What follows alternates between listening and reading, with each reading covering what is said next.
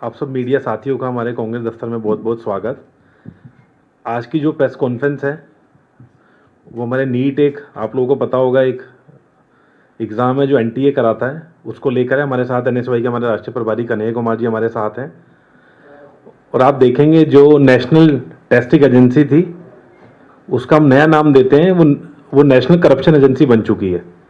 बार बार जब नीट का एग्ज़ाम होता है तो नई नई चीज़ें निकल कर आती हैं। आपने देखा होगा अभी सीबीआई ने एक नई एफआईआर करी, महाराष्ट्र के अंदर कुछ गिरफ्तारियां हुई।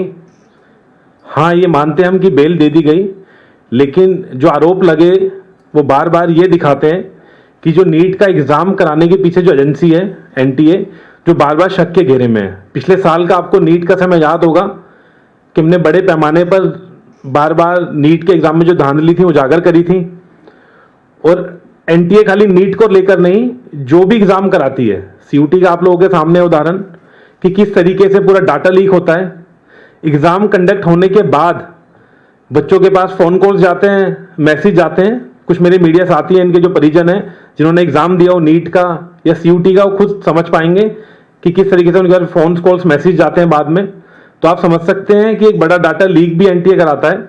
और जो ये एफआईआर हुई, आप उसमें देखेंगे, उसमें ओएमआर शीट की बात हुई। जिन लोगों ने पैसे दिए गए उनसे बार बार जो रैकेट हैं, जो कोचिंग एकेडमी के लोग भी कई बार देखने को मिलता है इसमें शामिल पाए जाते हैं। पहले पटना के अंदर कुछ गिरफ्तारियां हुई कि वो ओएमआर शीट को बदलने की बात करते हैं। तो सोचिए, जब ओएमआर शीट की सारी डिटेल उन माफियाओं के पास है जो पेपर लीक करवा रहे हैं, और नीट जैसे एग्जाम, तो आप सोचेंगे, मैं बात बार बार बोलता हूं, नीट कोई नॉर्मल एग्जाम नहीं है। नीट के एग्जाम के बाद देश के डॉक्टर बनते हैं, देश की जो हमारी हेल्थ इंफ्रास्ट्रक्चर है उसकी बैकबोन है। पता लगेगा आने वाले समय पर जब बीजेपी के नेता अस्पताल में एडमिट होंगे। मैं ये नहीं चाहता वो एडमिट हो, मैं उनकी अच्छी लंबी आयु की, अच्छी स्वस्थ की तो बीजेपी नेताओं की कामना करता हूं, लेकिन जब अस्पताल में एडमिट होंगे कहीं वो डॉक्टर का बैच ना पूछने लग जाए कि 2024 वाले बैच के डॉक्टर हैं, 2025 वाले बैच के डॉक्टर हैं, तो वो इलाज कराने में खुद संकोच करेंगे। जब इस तरीके से नीट की धांधली होगी तो किस तरीके के बच्चे आएंगे। और जो बच्चे डिजर्विंग थे, जो बच्चे मेहनत कर कर एग्जाम देते हैं, उनको फिर बहुत दर्द महसूस होता है जब इस तरीके की खबरें अखबार में छपती हैं कि इस बार भी जो नीट का एग्जाम हुआ वो बहुत बड़े शक के घेरे में कुछ गिरफ्तारियां हुई। इन सब चीजों को देखते हुए सरकार का काम था कि बड़े लेवल पर एनटीए के जो अधिकारियों की जांच करी जाए, और बार बार ये एनटीए शक के घेरे में आता है, आपने देखा होगा, और न्यूज कटिंग्स के माध्यम से हमें भी बार बार देखने को मिलता है। तो बार बार जब एनटीए पर शक का घेरा आता है तो ऐसी क्या मजबूरी सरकार के सामने है कि बार बार वो एनटीए को प्रोटेक्ट करने पर लगती है, और कोई भी बड़ी जांच अभी तक एनटीए पर नहीं बिठाई गई है। और ये हर साल का एक कॉमन तरीका हो गया कि एफआईआर होती है, एफआईआर के बाद लीली पोथी करी जाती है और उस मुद्दे को डिलीट करा जाता है।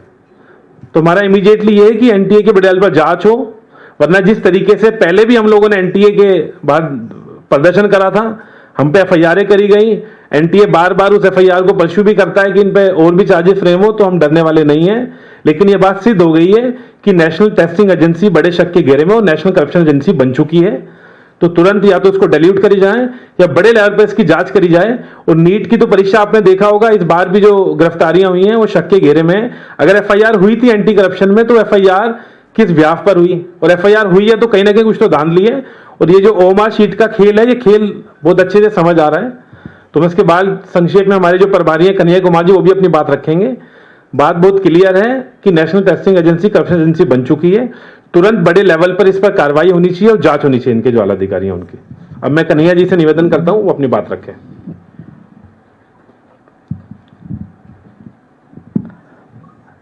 मीडिया के साथियों, जैसा कि हमारे राष्ट्रीय अध्यक्ष जी ने आपको बताया कि एक बार फिर नीट के एग्ज़ाम पर, उसकी ट्रांसपेरेंसी पर और इसको कंडक्ट कराने वाली एजेंसी एनटीए पर प्रश्न चिन्ह खड़ा हुआ है। और ये प्रश्न हम नहीं उठा रहे हैं, ये प्रश्न सीबीआई के एफआईआर से उठा है। सीबीआई ने महाराष्ट्र में एक एफआईआर लॉन्च किया, उसमें 2 लोगों की गिरफ्तारी हुई, 3 लोग एब्सकॉन्डिंग हैं। जिन 2 लोगों की गिरफ्तारी हुई उनको बेल मिल चुका है, और ये गिरफ्तारियां एंटी करप्शन एक्ट के तहत किया गया है। अब इससे 3 महत्वपूर्ण सवाल उत्पन्न होते हैं। पहला कि सीबीआई कह रही है कि इसमें एनटीए के कोई अधिकारी के संलिप्त होने की कोई संभावना नहीं है। प्रश्न यह है कि अगर कोई सरकारी अधिकारी संलिप्त नहीं है तो एंटी करप्शन के तहत एफआईआर क्यों किया गया है? अगर ये इंडिविजुअल क्राइम है तो फिर एंटी करप्शन एक्ट को क्यों इन्वोक किया गया है, उसका इस्तेमाल क्यों किया गया है? दूसरा, जब 3 लोग एब्सकॉन्डिंग हैं तो 2 लोगों को बेल कैसे मिल गई? और तीसरा कि जिस तरीके का डिटेल्स स्टूडेंट के पेरेंट्स ने दिया है, जो मीडिया रिपोर्ट में आई है, क्या यह संभव है कि बिना किसी बड़े अधिकारी की संलिप्तता का इतना बड़ा गड़बड़ी जो है एग्जाम के अंदर हो? यह जो पूरा का पूरा परिस्थिति है उसमें देशवासियों को सोचने की ज़रूरत है। अभिभावक बड़ी मुश्किल से अपना पेट काट करके अपने बच्चों को इस उम्मीद में पढ़ाते हैं कि एक दिन वो बच्चे अपनी प्रतिभा के दम पर सही जगह सही स्थान प्राप्त करके उनका और अपने परिवार का और अपने जीवन का भला करेंगे। लेकिन नतीजा क्या है? नतीजा ये है कि एक तरफ प्रधानमंत्री परीक्षा पर चर्चा करते हैं और देश की शायद ही कोई ऐसी परीक्षा हो जिस पर कोई प्रश्न चिन्ह नहीं खड़ा होता हो। कोई साल ऐसा नहीं बीतता है, कोई राज्य ऐसा नहीं है जहां पर प्रश्न पत्र लीक नहीं हो रहे हैं। सवाल यह है कि इस सरकार की प्राथमिकता क्या है? इस सरकार की प्राथमिकता केवल और केवल वीडियो बनाने की है। चाहे वो परीक्षा के नाम पे वीडियो बनाएं, चाहे कोई दुर्घटना हो जाए तब वीडियो बनाएं, उनको बस रील बनाने से मतलब है।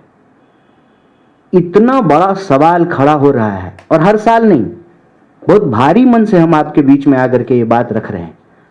हम नहीं चाहते हैं कि हमारी देश की संस्थाओं पर कोई प्रश्न चिन्ह खड़ा हो, लेकिन जो उनके कार्य प्रणाली है उनसे ये प्रश्न चिन्ह उठता है। कोई साल ऐसा नहीं है जब नीट को लेकर के विवाद नहीं होता है। पिछले साल भी इसी महीने में नीट को लेकर के विवाद हो रहा था। इस साल फिर जब रिजल्ट आया है तो जो है यह विवाद शुरू हो गया है।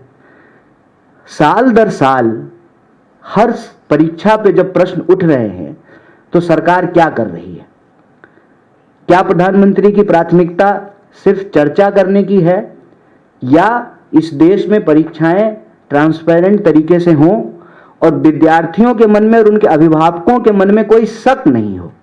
अब बताइए, देश भर के विद्यार्थी और अभिभावक क्या सोचेंगे? उनके मन में ये आएगा ना कि क्या पता हमारा भी ओएमआर सीट बदल दिया गया, क्या पता हमारी सीट किसी और को बेच दी गई हो। और इतनी निराशा का ही नतीजा है कि 1 घंटे में 2 नौजवान आत्महत्या करने को विवश हैं इस देश में, और सरकार बिल्कुल भी इस पर कान देने को तैयार नहीं है। एनटीए पे प्रश्न सिर्फ नीट के एग्जाम कंडक्ट कराने को लेके नहीं है। जैसा कि अध्यक्ष जी ने कहा, आप सीयूईटी की पूरी प्रक्रिया को देख लीजिए। 300 से ज्यादा विश्वविद्यालय सीयूईटी के तहत एंट्रेंस प्रक्रिया को पूरा करते हैं। नतीजा यह है कि जिन यूनिवर्सिटीज के अपने ट्रांसपेरेंट इन हाउस प्रोसेस थे, उस प्रोसेस को डिस्टर्ब कर दिया गया है और यह करने के लिए उनको मजबूर किया गया है कि आपको यूजीसी से ग्रांट तभी मिलेगा जब आप सीयूईटी के तहत जो है अपने यहां एडमिशन करवाएंगे। और दिल्ली विश्वविद्यालय जैसे प्रतिष्ठित विश्वविद्यालय को इससे समस्या ये हो रही है कि अभी कल एग्जाम खत्म हुआ है और फिर जो है जुलाई में नया सेशन शुरू हो जाएगा। एक ऑनर्स पेपर के लिए विद्यार्थी को 7 एग्जाम देना पड़ रहा है। जो एग्जाम दिल्ली यूनिवर्सिटी का मई में कंडक्ट हो जाता था, कंप्लीट हो जाता था, इस जून की तपती गर्मी में जो है उनको एग्जाम देना पड़ रहा है। और आप एग्जामिनेशन हॉल की स्थिति जाकर के देख लीजिए, पंखा नहीं है, कूलर नहीं है, एग्जाम देते देते विद्यार्थी बेहोश हो रहे हैं, फेंट हो रहे हैं। तो प्रश्न ये उठता है कि आपसे ना यूनिवर्सिटी चल रही है, ना जो है आप ट्रांसपेरेंट तरीके से एग्जाम ले रहे हैं, ना आप लोगों को रोजगार दे पा रहे हैं, ना जो है क्लासरूम में शिक्षक बहाल किए जा रहे हैं। FYUP 4 year undergraduate program जो है वो लागू हो गया, नए इनटेक हो गए, टीचर तो नहीं बढ़ाया गया, उल्टे जो तय सीटें थी डायरेक्ट प्रोफेसर की, असिस्टेंट प्रोफेसर की, उसको समाप्त कर दिया गया। तो जब देश की शिक्षा व्यवस्था की ये हालत हो, लगातार एजुकेशन बजट को कम किया जा रहा हो, एक भी परीक्षा जो है सही तरीके से कंडक्ट नहीं किया जा रहा हो, विद्यालयों विश्वविद्यालयों की हालत खराब हो, तो जब क्लासरूम में टीचर नहीं है तो कैसे विश्वगुरु बनेंगे? रील बना करके, टिकटॉक पे वीडियो बना करके कैसे बनेंगे विश्वगुरु? जिस देश में डॉक्टर जैसा इतना इतना शानदार प्रोफेशन है, कहते हैं कि धरती पर भगवान के रूप हैं डॉक्टर, उनकी परीक्षा ही अगर ठीक से नहीं ली जा रही है, तो फिर हम अपने देश की शिक्षा व्यवस्था को और अपने देश के भविष्य को कहां पहुंचा रहे हैं? अगर हम सही तरीके से लोगों को पढ़ाएंगे नहीं, हमारे विश्वविद्यालय अच्छे नहीं होंगे, परीक्षाएं समय पे नहीं होगी, परीक्षाएं पारदर्शी तरीके से नहीं होगी, परीक्षा कंडक्ट कराने वाली एजेंसियों के ऊपर सवाल खड़े होंगे, और एक एजेंसी के खिलाफ दूसरे एजेंसी ने एफआईआर किया है, कांग्रेस पार्टी ने एफआईआर नहीं किया है, सीबीआई ने एफआईआर किया, और जो एफआईआर की कॉपी है उस एफआईआर की कॉपी से ही लिपापोती की बू आती है। आप एंटी करप्शन एक्ट के तहत जो है आप एफआईआर कर रहे हैं, 3 लोग एब्सकॉन्डिंग हैं, तब जो है 2 लोग अरेस्ट किए गए, उनको जो है बेल मिल जाता है, और फिर क्लेरिफिकेशन आता है सीबीआई का कि इसमें एनटीए का कोई अधिकारी इन्वॉल्व नहीं है। एनटीए का कोई अधिकारी इन्वॉल्व नहीं है, तो वो जो करप्शन करने वाले लोग हैं, क्या उनको सपना आया था ओएमआर सीट का? कैसे जो है उनको ये इंपॉर्टेंट इंफॉर्मेशन मिलती है? सीयूटी का एग्जाम होता है, सारा डेटा जो है स्टूडेंट्स जो उसमें अपियर हुए हैं वो प्राइवेट कॉलेजेस के पास है। एक बार एग्जाम कंडक्ट हो जाएगा, रिजल्ट आ जाएगा, सबके घर पे जो है, सबके अभिभावकों के घर पे फोन आने शुरू होते हैं कि आ जाइए आप हमारे यहाँ एडमिशन ले लीजिए। जानबूझ करके जो पब्लिक फंडेड यूनिवर्सिटीज हैं उसके एडमिशन की प्रक्रिया को लेट कर दिया जाता है कि पहले प्राइवेट कॉलेज जो हैं उनके सीटें भर जाएं, फिर जो है पब्लिक फंडेड इंस्टीट्यूट में जो है एडमिशन प्रक्रिया शुरू होगी। तो ये एक बहुत बड़ा सवाल है। शिक्षा हमारी प्राथमिकता है, और किसी भी देश के लिए शिक्षा प्राथमिकता होनी चाहिए। बिना शिक्षा का कोई देश आगे नहीं बढ़ सकता है। बिना क्लासरूम में टीचर के कोई देश विश्वगुरु नहीं बन सकता है। बिना अच्छे डॉक्टरों के हमारी हेल्थ व्यवस्था जो है वो ठीक नहीं हो सकती है।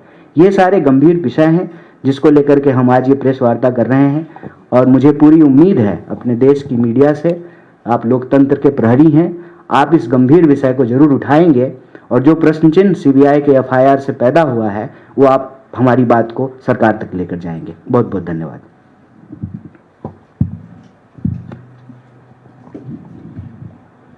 साथी के कोई सवाल? हाँ,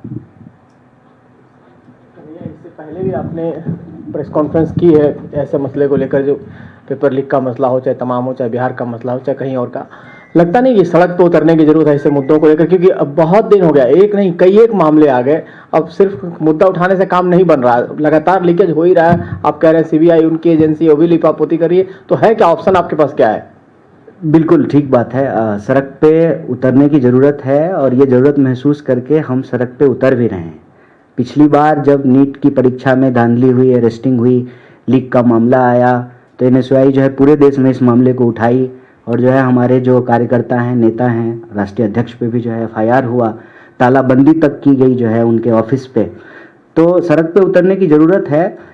साथ ही साथ हम अपनी बात को इस देश के आम लोगों तक भी पहुंचाना चाहते हैं कि आप अपने आप को मत कोसिए।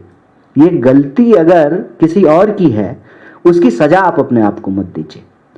अगर सरकार की प्राथमिकता सिर्फ चुनाव जीतने की है, तो मैं कहता हूं कि अगर आप बेकारी से परेशान हैं, महंगाई से परेशान हैं, प्रश्न पत्र लीक होने से परेशान हैं, तो आपको ये जो चाहते हैं इनके खेल में इनको हराना पड़ेगा, और ये चाहते हैं किसी भी तरह से चुनाव जीतना। आप एक बार इनको चुनाव हराना शुरू कर दीजिए, अपने आप जो है इनकी दवाई हो जाएगी। अभी आपने बिहार का मामला देखा होगा कि जिनका काम है एग्जाम लेना और नौकरी देना, वो खुद ही एग्जाम दे रहे हैं और नौकरी ले रहे हैं। आपने देखा? तो कहते हैं कहां तो तय था चिरागा हर एक घर के लिए, कहां चिराग मयस्सर नहीं शहर के लिए। जहां बेरोजगारी इतनी ज्यादा हो, वहां मंत्री खुद ही प्रोफेसर बन रहे हैं, और सिर्फ मंत्री नहीं बन रहे हैं, बेटा बेटी दामाद सब बन रहा है, साला साली। तो यही चल रहा है ना कि नेता हो रहे हैं माला माल और देश के लोग हैं बेहाल। ये कितना बड़ा प्रश्न है, आप सोचिए। कोई ऐसा आयोग नहीं है जो सारा आयोग जो है ना, कोई दामाद आयोग है, कोई बेटी आयोग है, कोई बेटा आयोग है, वो सब चल रहा है।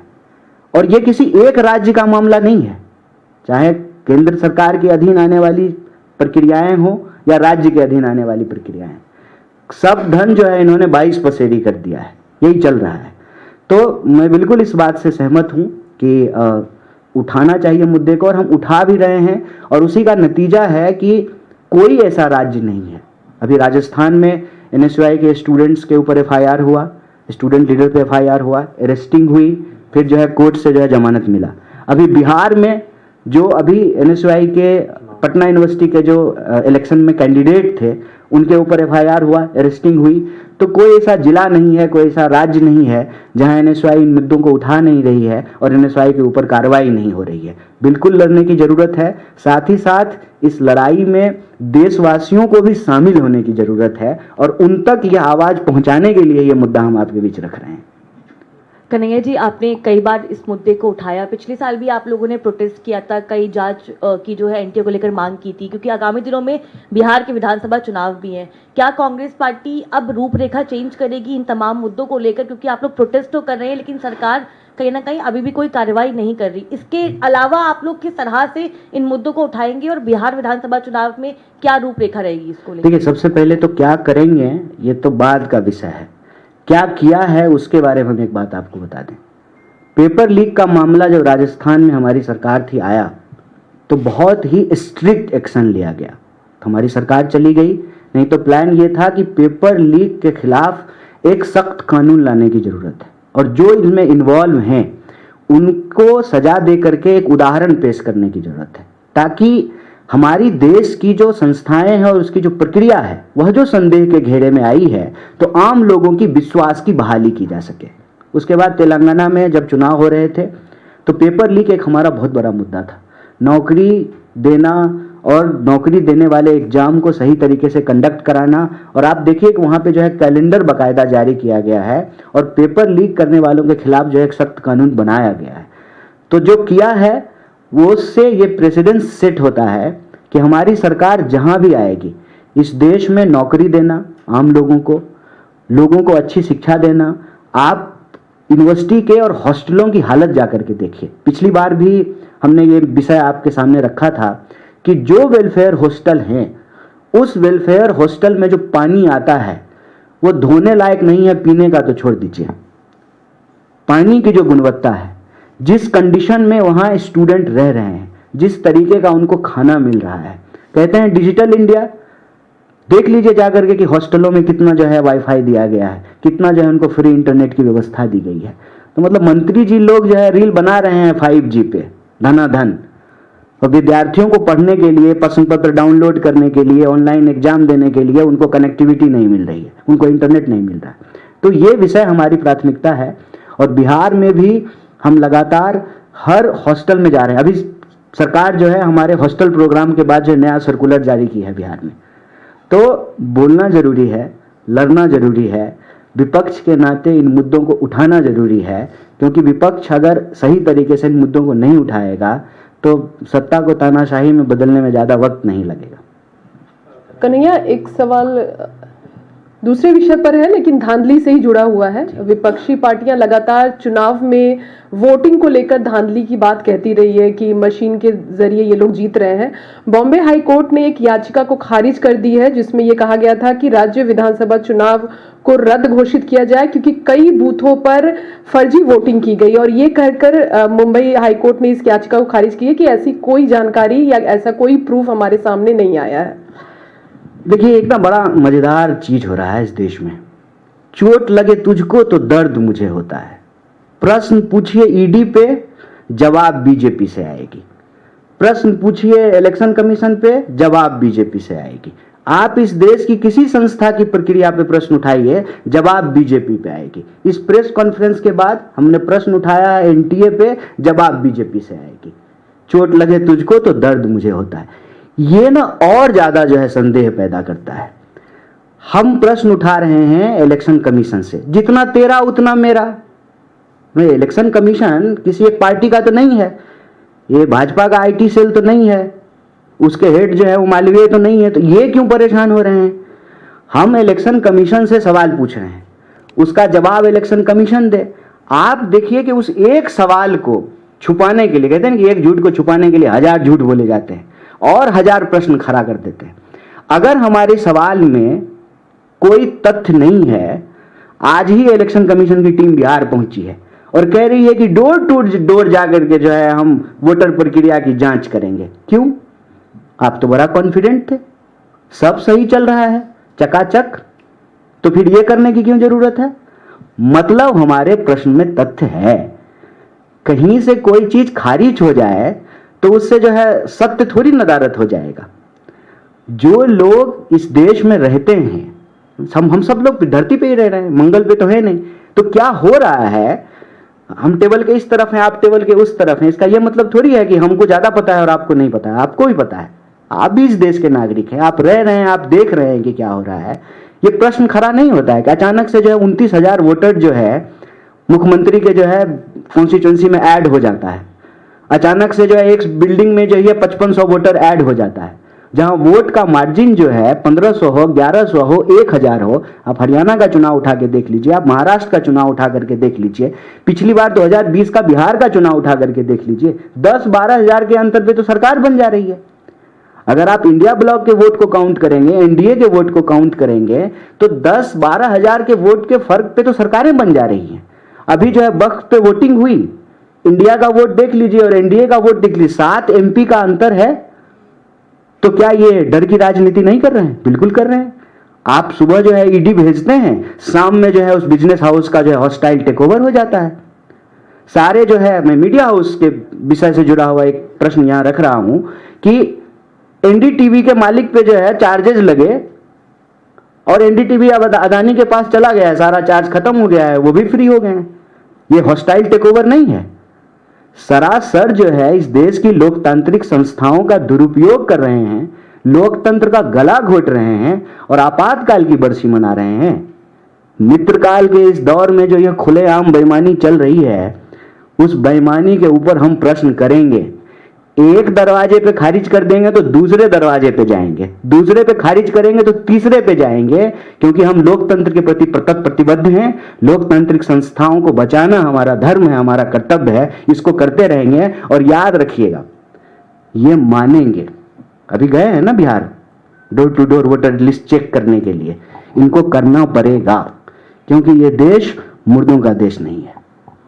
इसी के ऊपर बात है कि आप चुनाव आयोग की टीम गई है बिहार, उस पर बात हुई, वहाँ पर एक और कंट्रोवर्सी इस बात को लेकर खड़ी हुई है कि बर्थ प्लेस पूछ रहे हैं, आप इसका प्रूफ कीजिए कि आप भारतीय नागरिक हैं, कहाँ आप पैदा हुए, और जहाँ तक ना केवल उनके माता पिता के बर्थ प्लेस का भी प्रूफ पूछा जा रहा है, इसको लेकर सवाल खड़ा हो रहा है। दूसरा, प्रशांत किशोर ने ये कहा कि राहुल गांधी दिल्ली में बैठ के जो है बिहारियों के लिए बहुत सारी बातें कहते हैं और उनको मॉक करते हैं, लेकिन वहाँ जाते हैं और लेक्चर देते हैं, उनके लेक्चर की जरूरत। किनके लेक्चर की? राहुल गांधी के लिए प्रशांत किशोर ने बात। नहीं, वैसे तो बिहारियों को किसी के लेक्चर की जरूरत नहीं है।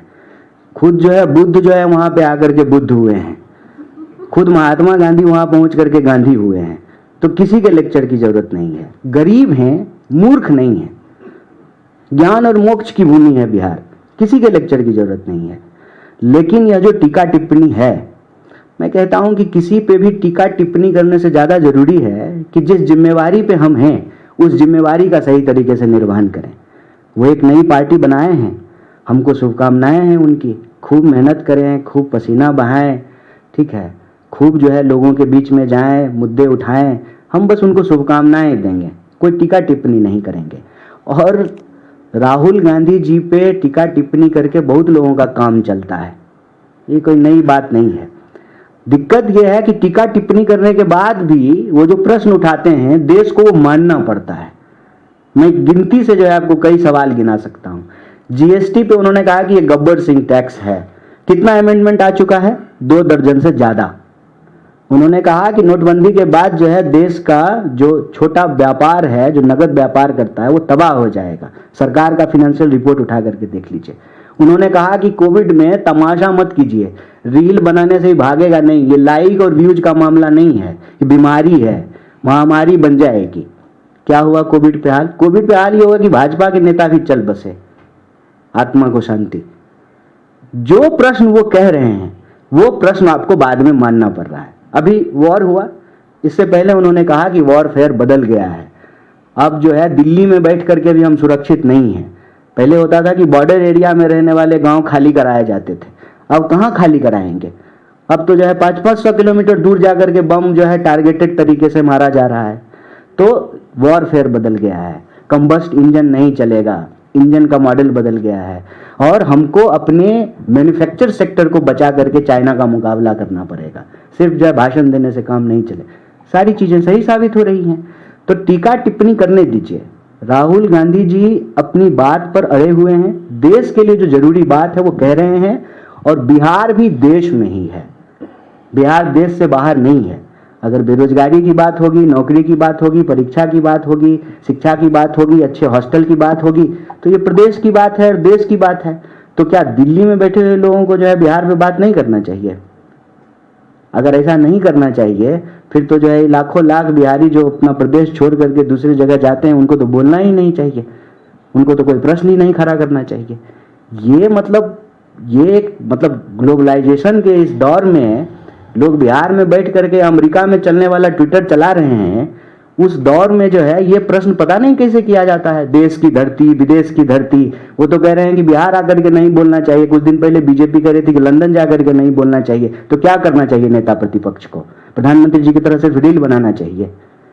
विपक्ष का काम है सरकार से सवाल पूछना, वो हम पूछ रहे हैं। आप भी अगर विपक्ष में हैं, अगर आपका क्लेम है कि आप विपक्ष में हैं, अगर कोई सेटिंग नहीं है तो आप भी प्रश्न पूछिए सरकार से, क्या दिक्कत है? कन्हैया जी आपने वॉर की बात की तो एक छोटा सा सवाल है कि बिलावल भुट्टो ने धमकी दी है कि अगर सिंधु जल समझौता बहाल नहीं हुआ तो भारत पर अटैक करना चाहिए पाकिस्तान। कौन बिलावल भुट्टो?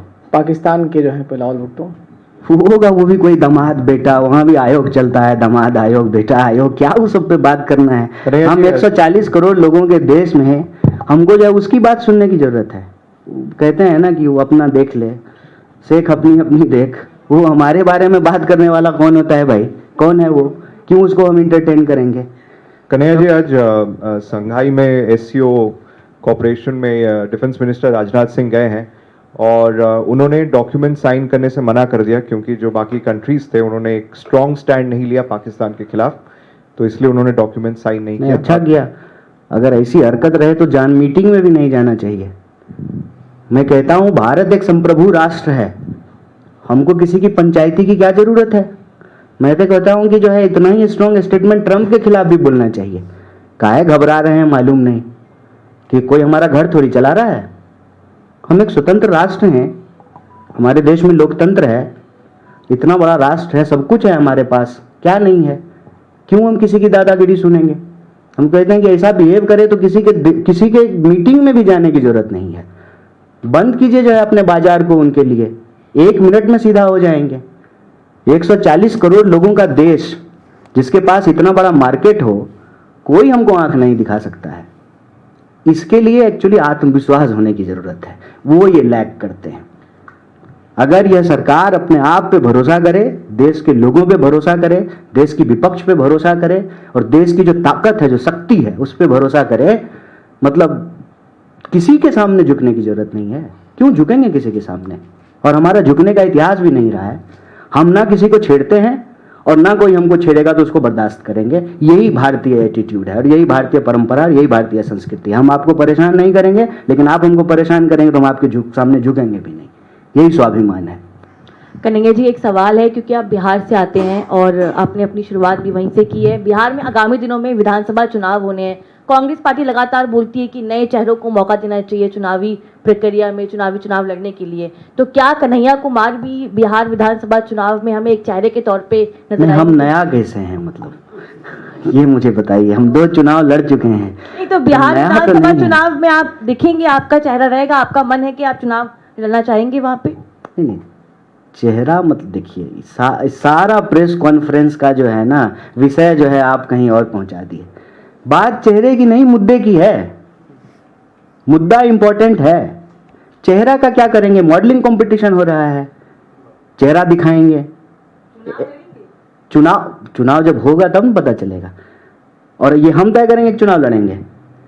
इसको तय करने की एक प्रक्रिया होगी। बिहार में टिकटों को लेकर के कांग्रेस पार्टी ने एक प्रक्रिया शुरू की है। हम इंटरनली जो है सारे जो संभावित प्रत्याशी हैं जो चुनाव लड़ना चाहते हैं उनको अप्लाई करने के लिए कहा है, और ये ऑनलाइन अवेलेबल है। इवन आप भी अप्लाई कर सकते हैं। बाकी आपको मिलेगा कि नहीं मिलेगा वो बाद में प्रक्रिया से तय किया जाएगा। ट्रांसपेरेंट तरीके से लोग अप्लाई कर रहे हैं, टिकट मिलेगा, चुनाव लड़ेंगे। ऐसे ही बैठ करके कोई कैसे तय कर लेगा कि हम चुनाव लड़ेंगे? ये मतलब बीजेपी थोड़ी है कि अमित शाह से दोस्ती है तो टिकट मिल जाएगा कहीं से भी, ऐसा नहीं चलेगा। Kanaya ji, recently Amit Shah told that those who speak English in India would be shameful one day. What is your opinion on that? Actually, he is very shameful. He is shameful while he has listened the English speaking capability of his own son. Have you listened it? जैसा कि अंग्रेजी आपने सुनी है, पढ़ के भी नहीं पढ़ पा रहा था। तो वो देश को ना अपने बच्चे जैसा ही बनाना चाहते हैं, इसीलिए उनको शर्म आ रही है। मैं थ्रू आउट हिंदी मीडियम में पढ़ा हूं, मुझे बिल्कुल शर्म नहीं आती है। अंग्रेजी आज की जरूरत है। अंग्रेजी आज आपको ग्लोबल मार्केट में कैपेबल बनाता है, आपको नौकरियां मिलती हैं। अगर ऐसा नहीं है तो इस सब मंत्री का बच्चा जो है संस्कृत स्कूल में क्यों नहीं पढ़ता है? सब ऑक्सफोर्ड में पढ़ने जा रहा है, कैम्ब्रिज में पढ़ने जा रहा है, मैसाचुसेट्स में पढ़ने के लिए जा रहा है। ये देश को मूर्ख बना रहे हैं। ये मूर्ख इसलिए बना रहे हैं ना कि मूर्ख बना देंगे तभी तो मूर्खों के राजा रहेंगे, मूर्खों के सरदार। क्यों शर्म आएगी अंग्रेजी पढ़ने में, और क्यों जो है अंग्रेजी नहीं पढ़ना चाहिए? तो इस बात के लिए स्वाभिमान करना चाहिए कि दंगाई होइए, अपराधी होइए, बलात्कारी होइए, मर्डर करके आइए, अब यही क्वालिटी होगा। ये जो है ये नॉलेज विरोधी क्यों है? क्योंकि खुद नॉलेज नहीं है।